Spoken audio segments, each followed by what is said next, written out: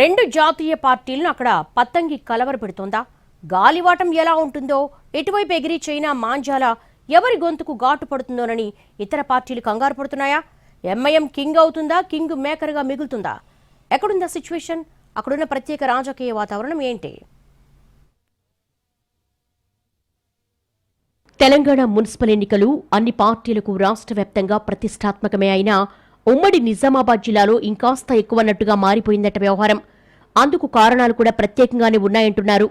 Nizamabad mayor పీఠం కోసం Congress BJP ఎత్తులకు పై ఎత్తులేస్తుండగా మధ్యలో మజ్లిస్ పార్టీ కీలకంగా మారింది. నగరంలోని కొన్ని ప్రాంతాల్లో ఎంఐఎం తన ఆధిక్యాన్ని చాటుకుంటోంది. ఈ క్రమంలోనే నిజామాబాద్ కార్పొరేషన్తో పాటు బోధన్, ఆర్మూర్ మున్సిపాలిటీలో కూడా కింగ్ మేకర్ అవ్వాలని ఉవ్విళ్లూరుతోందట పతంగి పార్టీ.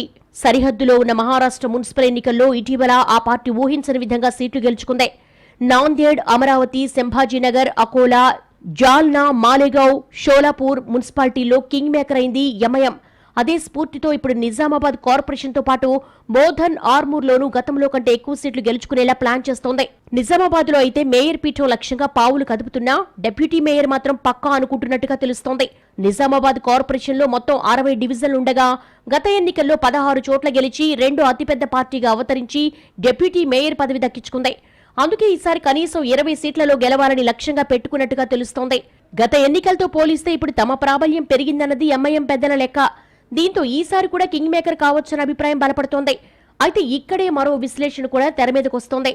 గతంలో కంటే కాంగ్రెస్ బలహీనంగా ఉందని, కానీ ఇప్పుడు అధికారంలో ఉన్నందున ఆ ప్రభావం ఖచ్చితంగా ఉంటుందని, ముస్లిం మైనార్టీ డివిజన్స్ పై కాంగ్రెస్ గట్టిగా ఫోకస్ పెడితే ఎంఐఎం ఓటు బ్యాంకు గండిపడే అవకాశం ఉందని కూడా చెప్తున్నారు కొందరు. అటు బోధన్ మున్సిపాలిటీలోనూ ఆ పార్టీ ప్రభావం ఉంది. ఇక్కడ 38 డివిజన్లకు గాను 16 చోట్ల ఎంఐఎం కీలకంగా ఉంది.